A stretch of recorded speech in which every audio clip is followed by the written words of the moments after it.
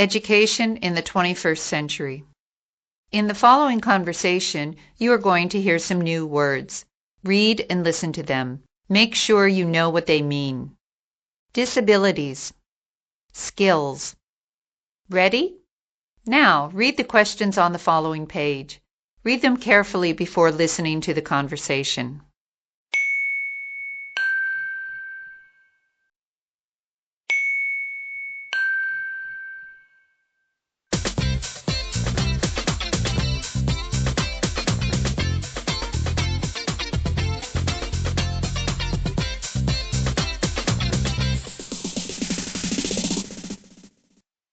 UNESCO organised the World Education Forum 2015 in the Republic of Korea, where over 1,600 participants from 160 countries adopted the Declaration for Education 2030. This declaration sets out a new vision for education for the next 15 years. Today with us we have Ms. Ryan, an expert and researcher in education and one of the participants in the forum. Good morning, Ms. Ryan, and welcome to the programme. Good morning, and thank you for inviting me. We all know that UNESCO believes that education is a human right for all. So, what exactly is its aim in the next 30 years? UNESCO wants to make sure that all people get an inclusive, quality education. Inclusive education means that children with and without disabilities participate and learn together in the same classes. And all children should have access to high-quality teachers, materials, and school. UNESCO also wants to promote lifelong learning opportunities for all, that is, education throughout life. Learning does not finish when we leave school anymore. And why now? Hasn't this always been important? Of course. But we're now thinking about the many skills that children will need in order to be successful in the 21st century.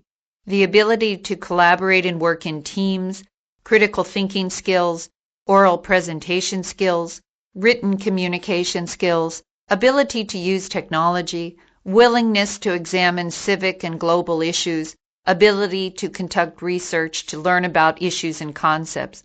All these are basic skills that a citizen will need in 20 years' time. Everybody talks a lot about education. Why is education such a common topic in debates now? Our world is changing, and in order to prepare our children for this new world, we need to change the way we educate them.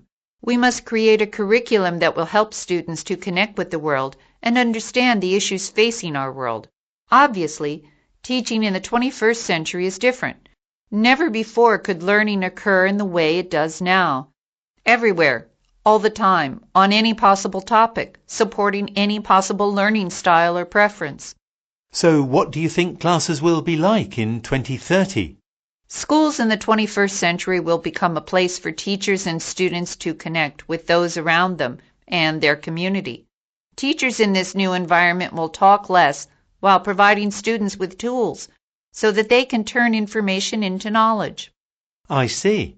So, if we're able to maintain the students' interest in the material by showing how this knowledge applies in the real world, kids will be excited about going to school. Exactly. In this type of classroom, activities and lessons are directly related to the community. Students collaborate with people from different schools and different countries to learn about issues that affect us all. Are you talking about reaching the whole world? Global education? Well, yes, that's it. So, you're saying that schools have to make use of technology and multimedia. Students should have full access to technology and, if possible, every student will have a laptop. Right. The lessons are not based on textbooks. Instead, they're project-based. Skills and content are learned through research and projects, and textbooks are just one of many possible resources. At schools, there will be labs, learning centers, as well as studios for art, music, theater, and so on. Each classroom will be equipped with a computer or television so that all students can watch school productions as well as presentations from other schools. Do you think that textbooks will disappear? As I said, textbooks are just one of the many tools we can use in school. But it is true that today's tools make it possible to learn about other countries and people firsthand. Of course, textbooks are still necessary, Yet there's nothing like learning languages, cultures, and communication skills from actually talking to people from other parts of the world.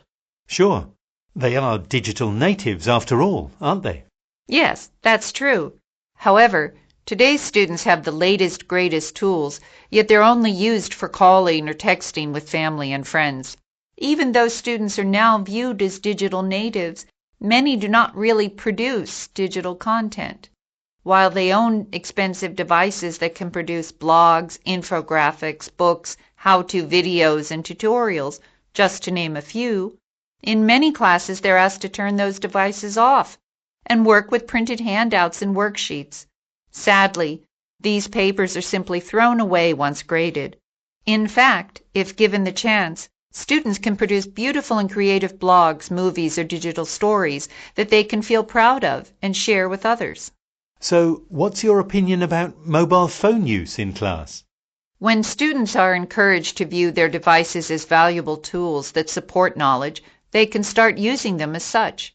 I remember my first years of teaching when I would not allow mobile phones in class, and I tried to explain every new vocabulary word or answer every question myself, something I would not even think of doing today. I've seen positive changes ever since I started viewing students' devices as useful aids. In fact, sometimes I even respond by saying, "I don't know, use Google and tell us all." What a difference in their reactions. Is there any other advantage you see in the use of these new technologies in class? Technology allows collaboration between teachers and students. Creating digital resources, presentations, and projects together with other educators and students will make classroom activities resemble the real world. Collaboration should go beyond sharing documents via email or creating PowerPoint presentations. Many great ideas never go beyond a conversation or paper copy, which is a great loss. Collaboration globally can change our entire experience. So, how do you see this new school? What will it look like? New schools in the 21st century will be bright and spacious, and kids will have room for group projects and individual assignments. Walls will be hung with student work, and there will be places for students to put on performances for their parents and members of the community. We've run out of time. Thank you very much for sharing your time with us. My pleasure. Thank you.